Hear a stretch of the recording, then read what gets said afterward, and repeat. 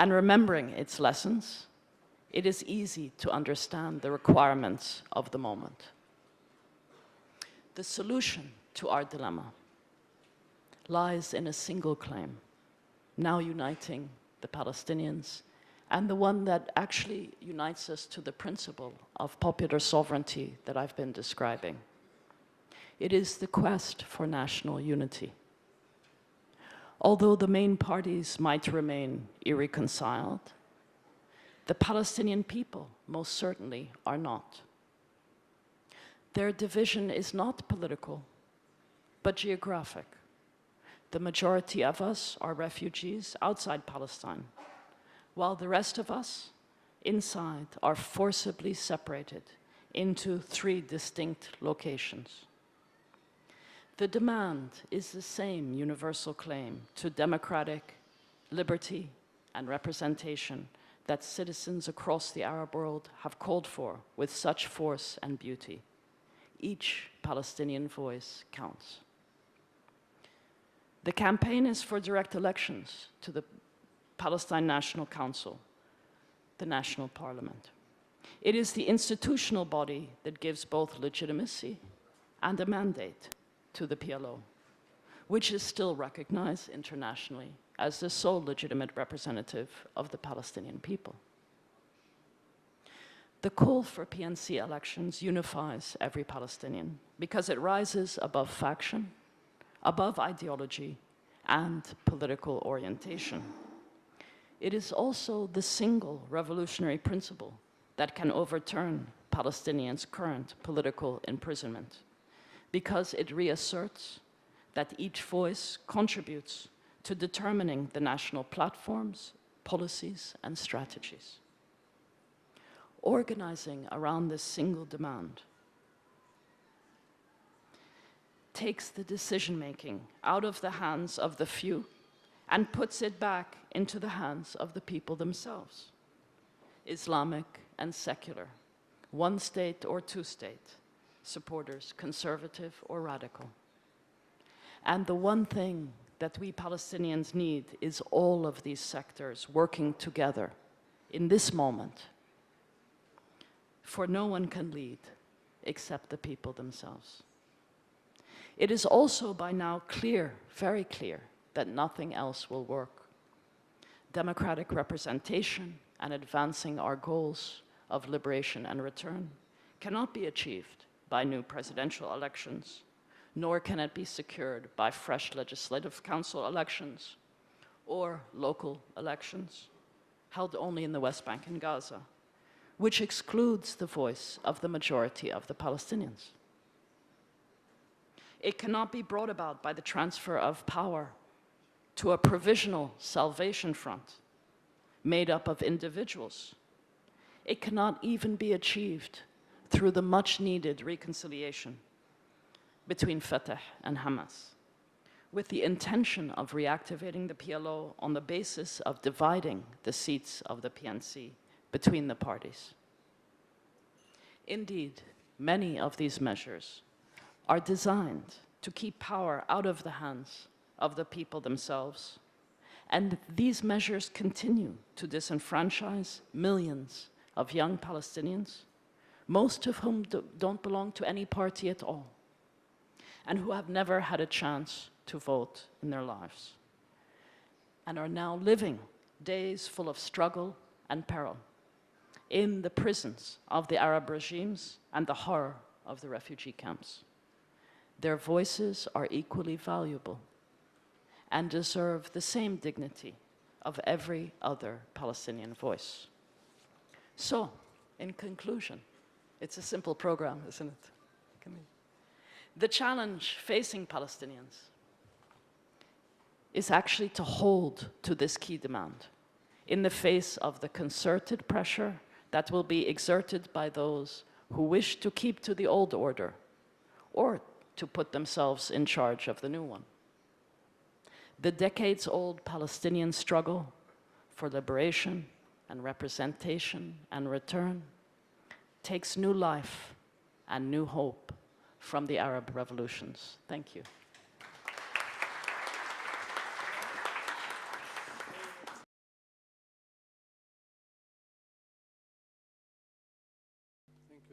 شكرا دكتورة كرمة. We have ample time for questions or short interventions. We have two mics. We have two mics. Please take turns. الرجاء يعني لفائدة النقاش والحوار. For the benefit of the dialogue, please have short comments. I will give 2 minutes per comment.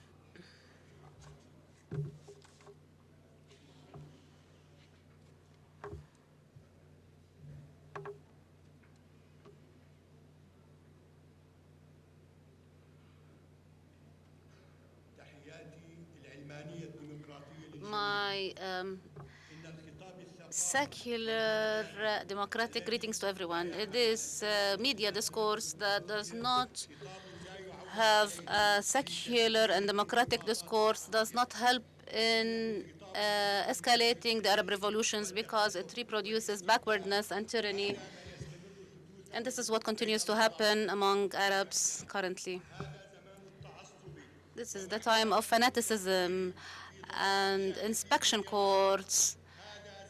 And this is the time of tyranny in the absence of the rationalization and the dialogue of tolerance among Arabs. This is the time of fanaticism that is burning Arabs.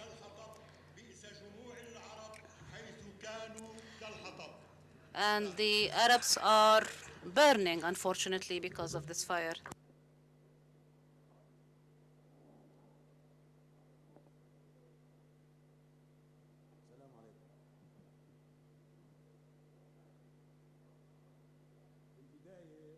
First, I wish to say the following. Any political movement without a vision for the future may take people to the unknown and may be harmful. From the topic, I have a comment about Arab revolutions. Which Arab revolutions? What happened since 2 years? Are these Arab revolutions? We didn't know who is going to come as will lead in Tunisia or Egypt or Libya. Everything was unknown. This unknown was clarified later. The access of political Islam to government. In 1986, I'd like to remind you, there was an Israeli ambassador in Egypt called Shimon Shamir, who is a professor of history.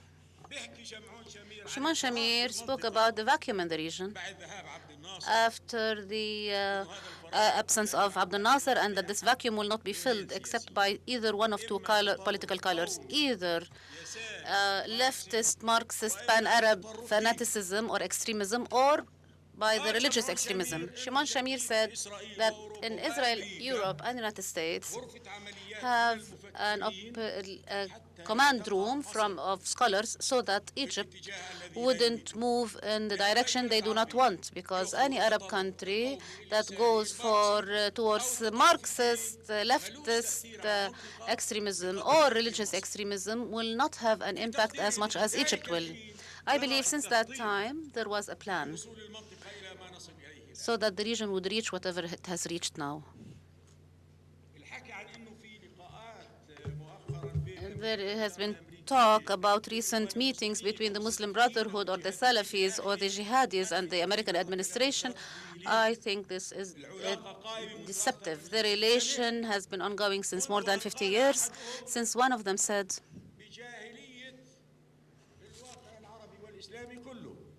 that the whole Arab reality is backward. And they plotted for this imperialistic plot in the world. I also would like to remind you of something else. When Brzezinski stood in Afghanistan at the Khaybar Strait, and he said that the Soviet intervention will be buried here the way our intervention in Vietnam was buried. Who met the call of Brzezinski. I think it is known who responded. And now they are rewarded, and the whole region is given to them on a plate of gold. The problem is, how can we divide it? The divided that had been divided by Sykes-Picot. In Egypt, we need to unite the Muslims with the Copts. In Tunis, Ghanouchi said yesterday that the Salafis are a danger against Tunis. The big barrier between the Sunnis and the Shiites is being built in the region, thank God. The Mujahideen now are coming thousands of kilometers away in order to fight against the regime in Syria. But we as Palestinians, who've been in this conflict for 100 years, we didn't see any one of those our brothers, the Muslims, coming from 6,000 kilometers away in order to be martyred with us. We saw an American sister who was killed by the bulldozer in Rafah. So I say that during this period, there will be Palestinian blood and Arab and Muslim blood, a lot of blood, so that the region continues to be under the American hegemony. Thank you. يعني من أهم النقاط اللي أثارها One of the most important points raised by Dr. George الحضور are الفلسطيني these points, that Palestinian presence in the Arab revolutions is there, despite the illusion that the Palestinian question is not a priority anymore in the Arab streets. He asserted that in order to have Arab action for Palestine and an Arab impact, there's a need to have a Palestinian action. And the continued state of waiting and vacuum is dangerous. I believe that Dr. Karma has actually identified an important issue, restoring the Palestinian human for his place in the Palestinian destiny through a new Palestinian National Congress, PNC. Dr. Azmi. The mic is not working. شكرا. حقيقة المداخلتين The two الاستهلاليات opening للمؤتمر papers for this conference, بهذه الروح and with such a positive spirit that is searching for an exit of the crisis, كثير من السياسيين الفلسطينيين which many Palestinians take for granted that we are facing a crisis. And each politician gives different reasons, but they all admit, all Palestinian powers and forces acknowledge and admit that we are facing a real crisis, and they do not claim anymore that their programs and their mechanisms are opening the road in front of the Palestinian people to achieve their rights and goals. Based on that, searching for solutions must be focused and must intensify in the Palestinian arena. And it's only natural that this would be linked with the changes that are occurring in the Arab region and the changes that are happening among the parties of the game, be it Israel or the influential international parties. The general principle raised by Dr. George about the importance of the Palestinian initiative in influencing and motivating the Arabs to help and support the Palestinian demands, and also the idea which Dr. Karma has focused on, namely to be inspired by the idea of the treasure, by going to the popular legitimacy and popular sovereignty, by which the people would restore their ability to act and to rebuild the Palestinian institution and leadership, and to redesign our national program. These two ideas, which must be intertwined together, يجب أن يكون النقاش في تفاصيل must be discussed in detail and how we can link them together rather than continue with the speeches which our people are fed up with. That what's happening is a conspiracy and that there are people in the world solely thinking how to conspire against Arabs and how to manage Arabs and how to destroy the Arab society. And we can see that the Egyptian people have came out with hundreds of thousands to the streets, that this Arab people decided to remove this tyrannical regime. Not because there's an American conspiracy, but because now they cannot take it anymore. As simple as that. In Syria, hundreds of people are dying in defense of an American conspiracy. There are Syrian people who are fed up. They cannot take it anymore. They want their freedom. They want decent living. So what's happening in the Arab world?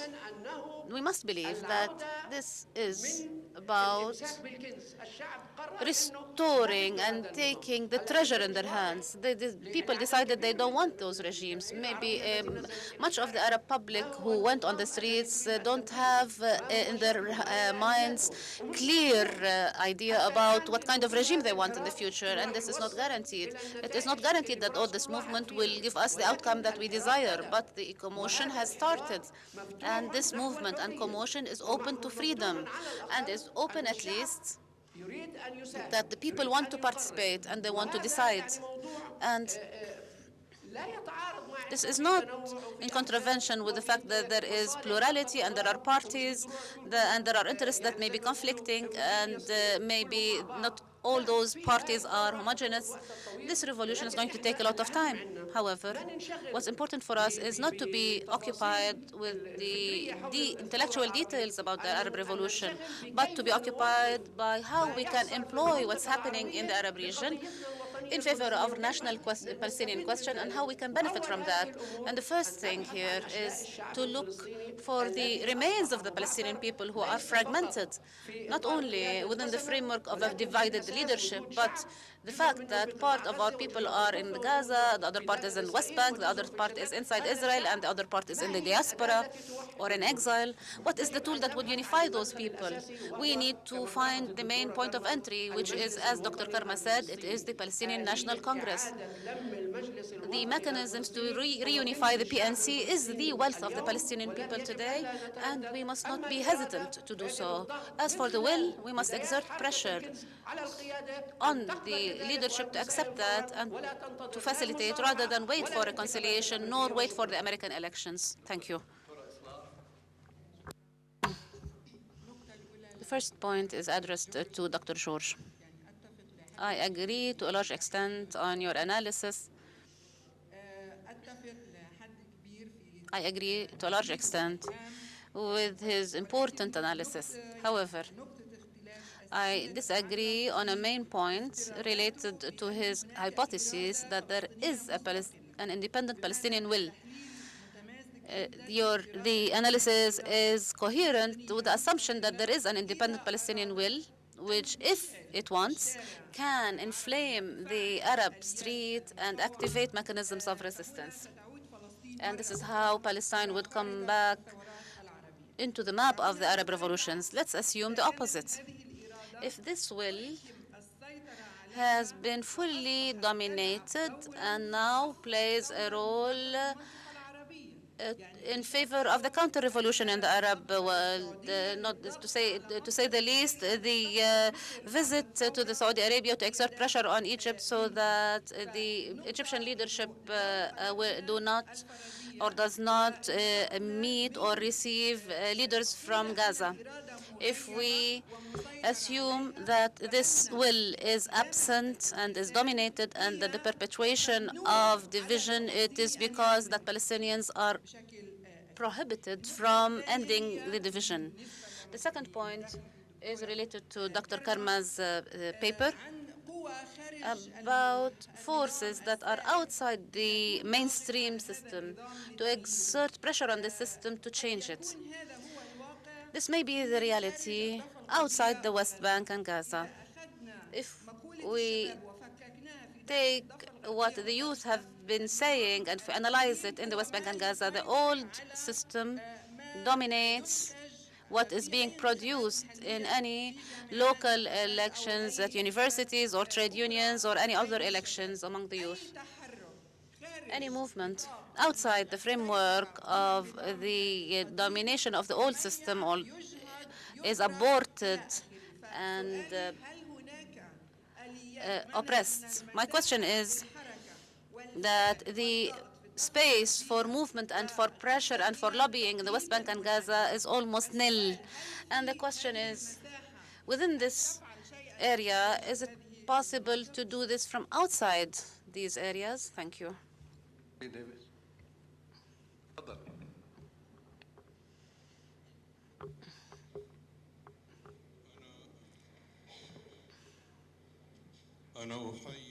I greet the initiative to hold PNC as soon as possible.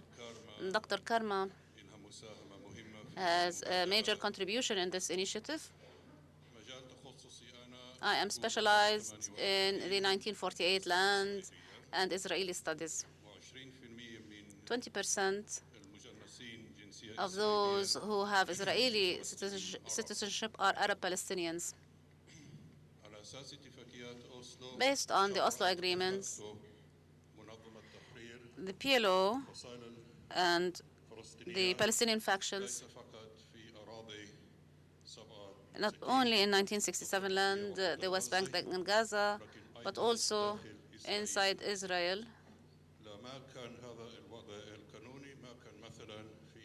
had it not been for this legal, has become legitimate. Had it not been so, I wouldn't have been able to address this esteemed conference. 20%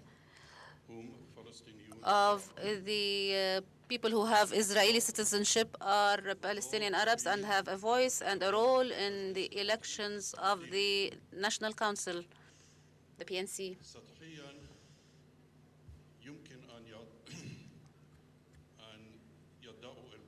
Some may claim that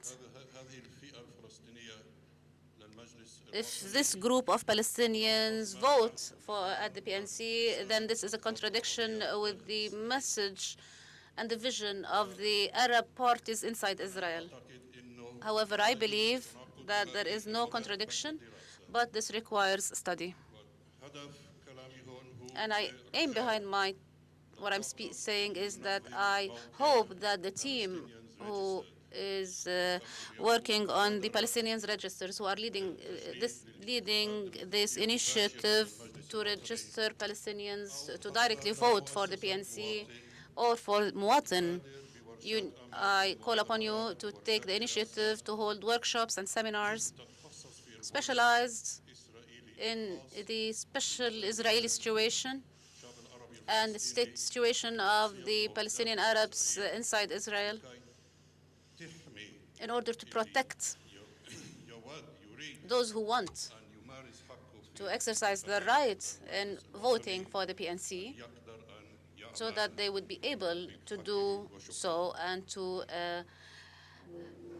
execute their rights. Thank you. Hello. I would like to speak about insisting on imagining that the scenario that happened in Egypt and Tunis must be or may be repeated in Palestine. I judge since the beginning that it is not possible for the scenario to happen in Palestine, particularly what happened in Egypt and Tunis. The Palestinian citizens, as the Egyptian citizens and the Tunisian citizens, know the limits and the prospects and the levels of their movements and where they can attain or reach. And the Palestinian citizen knows that the ceiling for their movement is limited. How can they demand? Let's assume we are in a company. How can you ask for an employee to change, although you know that this employee is not a decision maker? We have a ceiling, which is occupation. which will not allow us to change the status quo to a better reality at the national level and at the Palestinian level. The other point that Palestinian citizens should take into consideration is that there is no common vision. When the millions of Egyptians went to the Tahrir Square, they were all in consensus to change the regime, regardless of the regime that will come later, that they would agree later. But there's a need to agree on changing the regime. As for the Palestinian youth, they came out and said the people want to end the division, although the same youth who wanted to end the division were not in agreement on what that means. Each one has his own notion of ending division. We have different explanations to all national notions. When you speak about national unity, then I mean something, while you mean something else. Division means eliminating a specific faction. Maybe ending the division maybe silencing one of the factions. We don't have particular slogans, and if we do have them, we don't have the same explanation. Another point is that the Egyptian regime or the Tunisian regimes, these regimes are disconnected from the people to a large extent. True, there were parties, but there was the ruling party. They had a ruling party. So the ruler established a party. But in our regime, political regime in the West Bank, is not disconnected from the grassroots. We cannot say that Abu Mazen doesn't have a base. Fatah exists, and it's a large movement. And we can say that Ismail Haniyeh doesn't have his own base that would support him and would hinder any popular movement that may oust him here or there. We're speaking about two Palestinian parties that are in conflict, and they have their own wide basis. And to say that this leader or that is not part of the people, or is a spy or an agent, this is not part of the Palestinian reality. So we have different visions. Let's stop asking the Palestinian people to repeat the scenario of Egypt and Tunis. And I appeal to all those who imagine that the Palestinian people will have a third intifada just when they signal to them, then please stop it, either from inside nor outside. The third intifada will not happen upon the timing or the decision of anyone. The Palestinian people have potential, and they know that it deserves the intifada, but they would go for intifada because the people are smart and citizens are smart, and they see that there is a potential and prospects for change. When they move, then they will move. Let's stop imagining, and let's stop continuously asking the Palestinian people to move. The Palestinian people are in continuous movement, and the revolution has been there for decades, and the Palestinian people are giving whatever they can. I will take 5 speakers. We took 3, and we will have 2 more.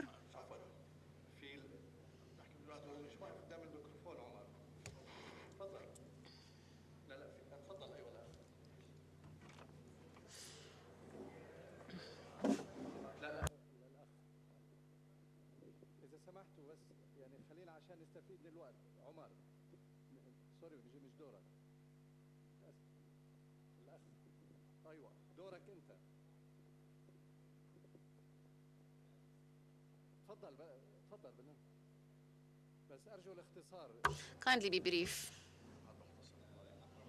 أكرمك الله. I would like to go back to the paper of Dr. Karma and the notion of activating the PNC. This is a nice idea. However, is it realistically possible at an organizational and practical level? Or is it enough to present nice ideas but are not realistic at all? Especially that previously, when the PNC was formed, did not have a clear representation system, and it was a contentious point even then. But now we have problems in Syria, and it is not possible.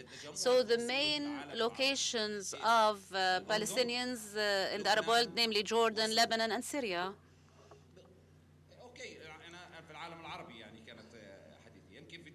Maybe it's possible in Chile or in Brazil, and in Jordan it is not possible because of the issue of citizenship and identity in Jordan, and that a large part of Palestinians are Jordanian citizens, and in Syria because of the current situation. Any location outside the West Bank and Gaza, and even inside the 1948 land, the possibility of voting and possibility of membership in the PNC is very problematic, and despite the implicit recognition of Israel by Israel of the PLO. So I believe that this is a nice idea, but I don't think that it is implementable practically. Therefore, we need to search for something or an idea that is achievable, because we don't want an emotional discourse, but we want something that is achievable. The other point raised by Dr. George is the Egyptian relation with Gaza Strip. I believe that the direct impact of what happened in Egypt or the January Revolution, namely the direct relationship with Gaza, because of the domination of a major Palestinian faction over Gaza and the historic geographic relation since 1948. In light of this, is it possible, with the changes in Egypt, can this have an impact in terms of the change on geopolitics and cause an internal nakba or catastrophe for us, so that at one day Gaza will become part of the Egyptian territory? The governor of Sinai, when he visited the Gaza Strip with an economic delegation, he spoke as if Gaza Strip is part of Sinai or North Sinai. Was this under the inspiration of the new era? Is this the negative impact? Even if we have a new Palestinian intifada, are we going to accelerate this change? I think this requires further scrutiny. Let's give the opportunity to Dr. Karma and Dr. George before taking further questions. I just want to say a couple of words.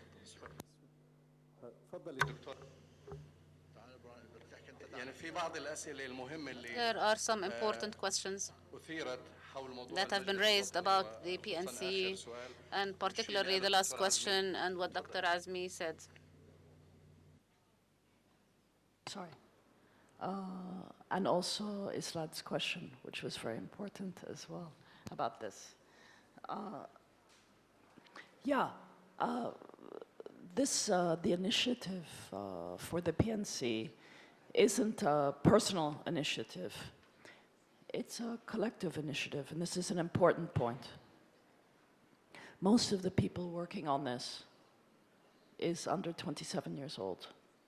Obviously, I'm not, but what I mean is there's a lot of young people who have been working on this. It goes back older than these last few years. It's something that has been fought for and collectively discussed, debated, and pushed for by refugee associations, right of return associations, coalitions, for many, many years. So it comes out of a demand to unify and to solve our predicament. You know, there's two ways of looking at this issue. You can look at it in the intrinsic, the values, which I talked about today. Or you can be very realist and look at it strategically about our balance of forces. So let's take the latter, which I didn't discuss. How do we face our collective predicament? And how do we overcome it? What is the Palestinian strength? We all know the predicament that we're facing in many, many countries, not just inside Palestine. How do we overcome it strategically? Our people are our strength. When our people are united, we have a force. The other thing is the sad strategic reality. We haven't won a single liberty yet.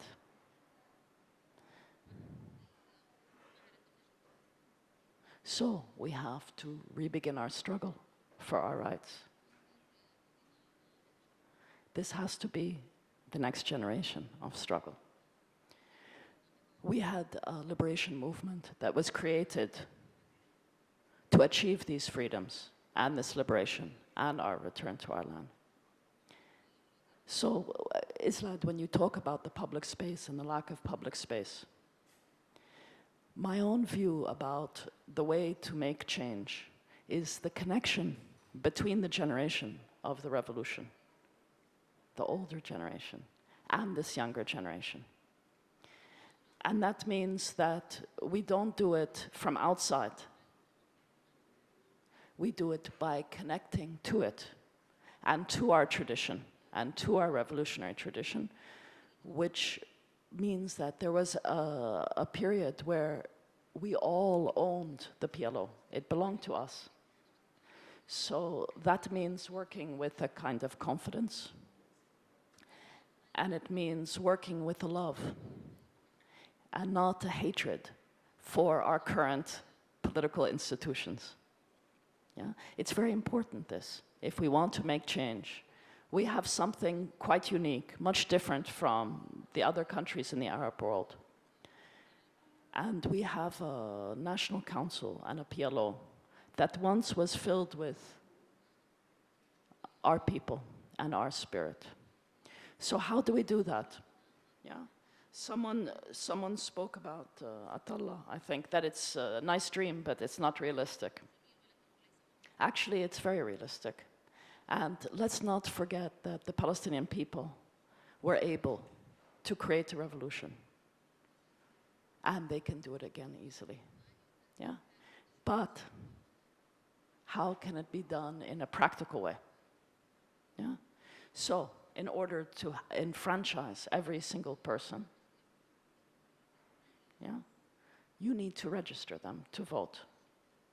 Now, there's pros and cons of elections, and we all know them. And even, democracy as a style of politics. What I've been talking about today is something more serious, which is popular sovereignty, the will of the people to decide their fate. And there's many forms this can take. But we have a situation now where we are so fragmented institutionally and across borders.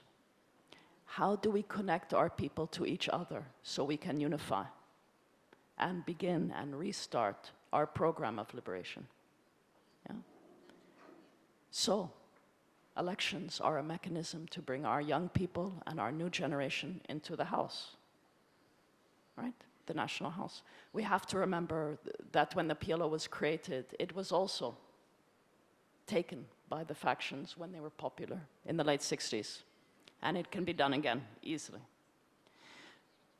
So, there is over 1 million Palestinians in Jordan who don't vote in the Jordanian parliament. But the second country after Jordan, in terms of numbers, is not Lebanon or Syria. It's actually Saudi Arabia. We now have between 500,000 and 600,000 Palestinians there. And I'm sure not many people here know about them. We have established elite, but we have hundreds of thousands of young people who don't have papers, who can't use the hospitals, who can't use the schools, who can't travel, who are living in a hell. Their voice also counts. Yeah? That's the principle. So, in practical terms,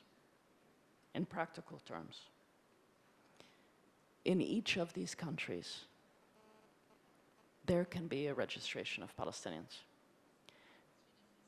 But that means that the institutions have to work with the popular organizations. Yeah. And there's a practical plan in which to implement it. But the idea that we can't, as a people, shape our destiny, that we can't solve these problems, that we have to wait for someone else to solve them, is not in itself practical. It's not a practical thing. So the answer to how we would solve this, yeah, is that the only thing that can solve our predicament is a collective. Our problems are bigger than any institution, any party, any group. Our problems only have collective answers. تفضل دكتور جورج. Thank you. I would like to point out certain comments, but not necessarily following the same sequence.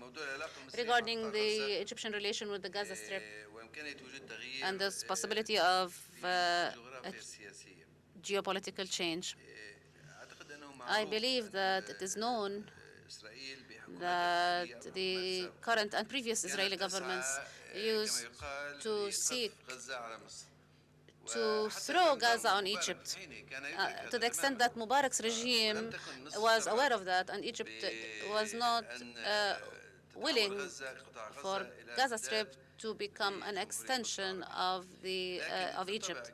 However, as Egyptians say, Gaza Strip and what happens in Gaza Strip is part of the Egyptian national security, not only because of geography, but for several other reasons. Gaza Strip separates the Sham areas from North Africa, or the east from North Africa. On one hand, there is pressure from the people and the leaders of Gaza Strip on Egypt to provide electricity or fuel, hence an increase in the economic relations. On the other hand, they realize that this is what Israel wants. This is very critical, and there needs to be a balance. I would like to point out that the issues of Gaza Strip, and since 1948 until now, have been in the hands of the Egyptian intelligence and not the Ministry of Foreign Affairs. Recently, the Brigadier Afat Shahata was appointed, and he used to live for a long time in Gaza Strip. Some say he is the first expert of what happens in Gaza. Now he is the head of the intelligence, and this has a meaning. I believe that this is a difficult equation. However, they are keen that Gaza Strip or that Israel would fail to throw Gaza Strip on Egypt. I believe that the Egyptians don't want that.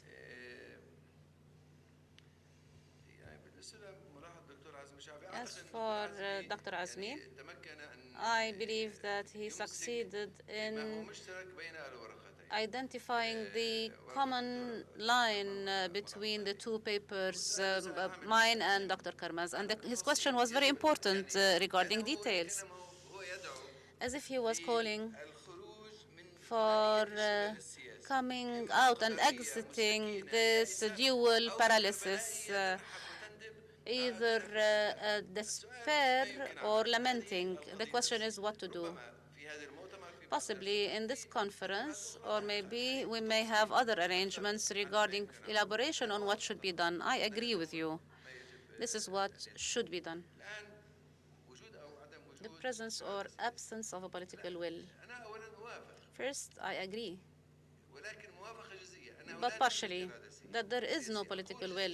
I say this is partial agreement for the following reason. The current situation in Palestine puts the PNA and the Palestinian leadership in a big crisis, which is a crisis of legitimacy. It is obvious that the continued legitimacy of the PNA is at stake for a simple reason, that Palestinians did not envisage that the aim behind establishing the PNA was it should continuously work as a mega municipality to run the people's affairs or the population's affairs, in addition to provide security for Israel. The Palestinians did not imagine this at all. This is the real crisis, and the Palestinian leadership is fully aware of that. Therefore, even if there were some circles, and this is known, that are benefiting from the current situation, and even if it is said that the whole middle class is captive to banks and that they are living on loans, and they are keen on maintaining stability, even if this is said, that the current situation cannot be sustained. There is a legitimacy crisis and there is political vacuum. The question is what to do. So even if there is complicity, I agree. There are counter-revolutionary forces in Palestine, no doubt. However, they need a political cover.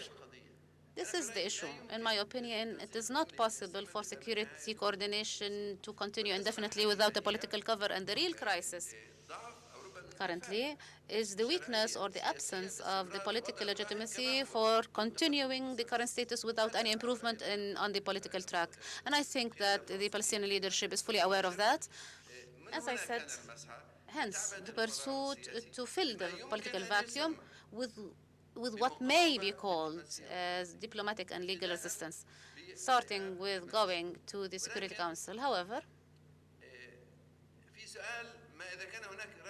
there is a question on whether there is a political will to continue this pursuit. I think we can develop a plan, and I think there is a plan that is developed very clearly about the subsequent steps. However, there is no political will partially, but I think there is a status of waiting partially on the hope that there will be a political track that would rescue the current situation, and this is very serious because I don't see this in the horizon, and others don't see that there is a just and comprehensive solution to the question, but another provisional political settlement that would rescue the situation. And I think this is what may be dangerous and serious in the future. Thank you. Omar and then Anis.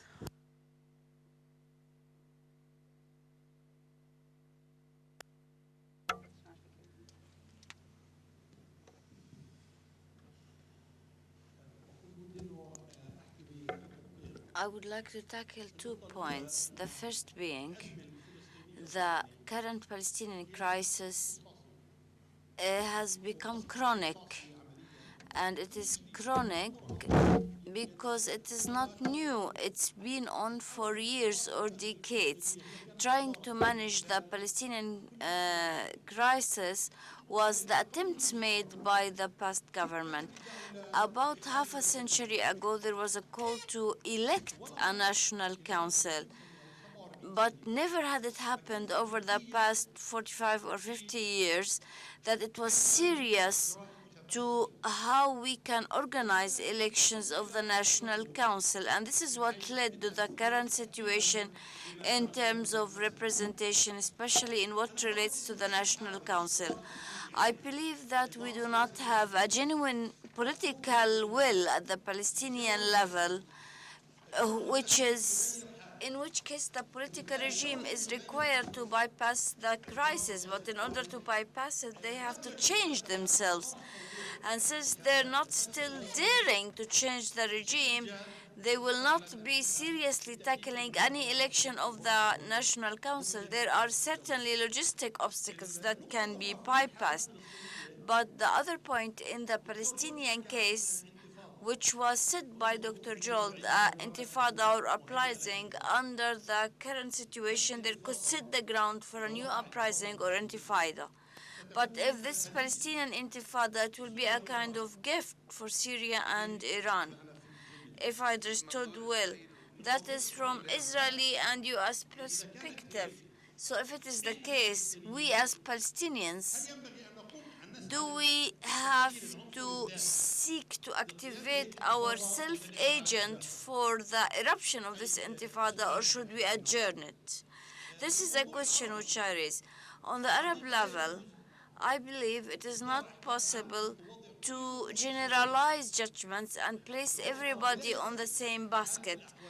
There is no means in any case to put the Egyptian regime, the Tunisian regime, over the past 30 or 40 years with the Syrian regime. It is not in defense or support of any despotism or injustice. Let's call the things by their names. But what is happening in Syria today, all of the intelligence services in the world have a hand to do in what is taking place in Syria. If you don't hear it directly, you overhear it. And they say usually, if your objectives and those of your enemies convene, you have to reconsider your position and your objectives.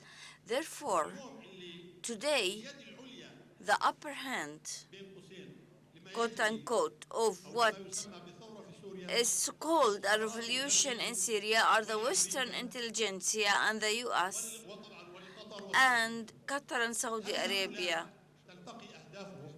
Do they have goals that meet, and the goals that meet with the interest of the Palestinian people? This is the question. Please say your name as per the request here. My name is Anis Al-Barghouti. People are slaves of their interests. So are states. We should not think that every time there's revolution or change that it is the U.S. conspiracy or French plot or Russian move. No, there is mobilization by the people. There is injustice. The revolutions in the Arab world and Egypt that have taken place since Sadat was in power. I think they waited too long. And they were too accustomed to oppression, the regime in Yemen and Syria and so on. So these people are just being mobilized, and they must be congratulated and not accuse them of collaboration. But the U.S. want to put a hand on this, and they want them to serve their interests as well. So does China, Syria, and other countries, and those countries which aim to join the big ones like Qatar and Saudi Arabia. We know that the regime under al-Assad was so bad, and what is happening in Syria is a popular revolution, but other people came in and started to help the rebels because it convenes with the saying that people are slaves of their interests, so they found their interests with these people. What I wonder now is why don't we have any Palestinian spring, or at least mobilization? In addition to the occupation, we have an important question of corruption. We do not see the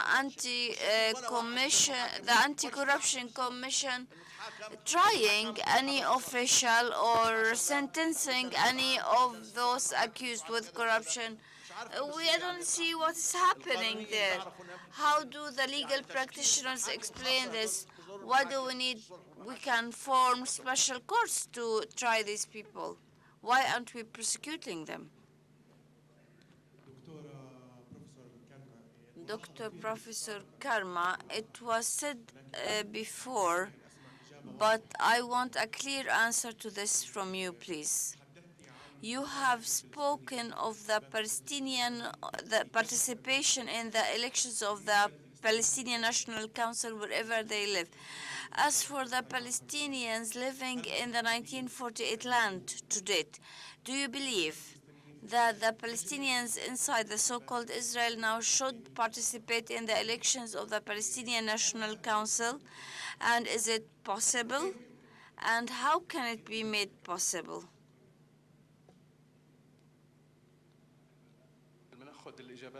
Let's take answers, please. Question.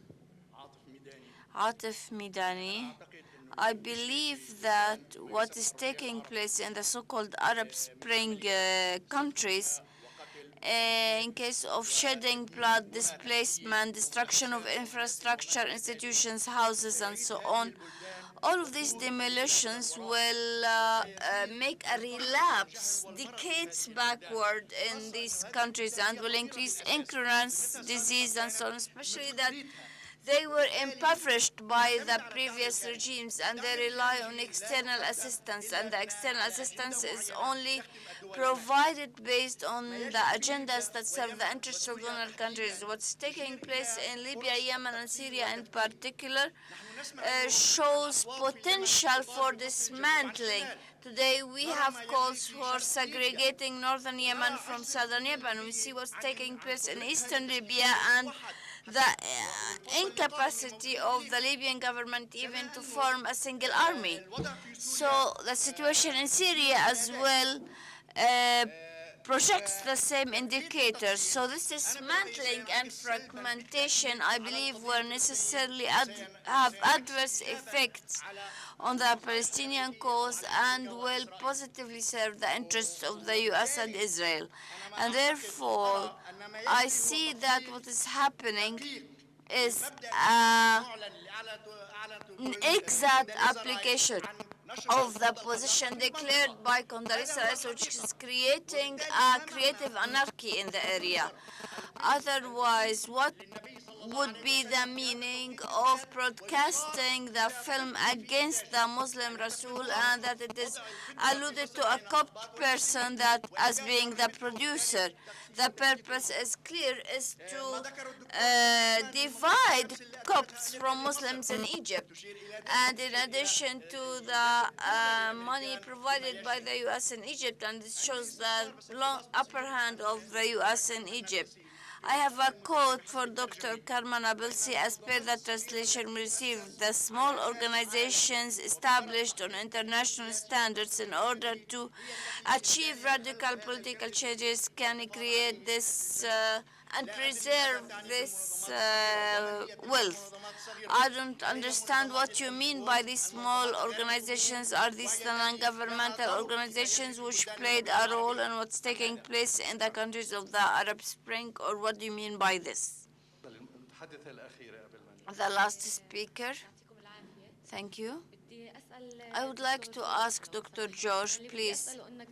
You said that the Palestinian question and its relation to the other Arab world was beforehand the main lever or motor behind any mobilization in the Arab streets. I don't think it ever was, especially that there were only emotional reactions and there was no political will from 1948 to date. So I do not feel any change in the post-Arab Revolution era. Some interventions or most discourse agree that the Arab revolutions are pure Arab reaction and that there is no room of maneuver or plot. I don't know. I read many articles. I still can't find an answer to these questions for those who believe that the Arab revolutions erupted by act of the Arab people. Why today? It's the same injustice, the same despotism, the same humiliation. Why today? Why in this era? Why did it take place now? So I believe, and there's something, any revolution has theoreticians. I don't see any people making the theories of the revolution. The beginning of the Egyptian revolution was youth movements. There were no intellectuals. They didn't know they were going. Who oriented the revolution? It is historically known that the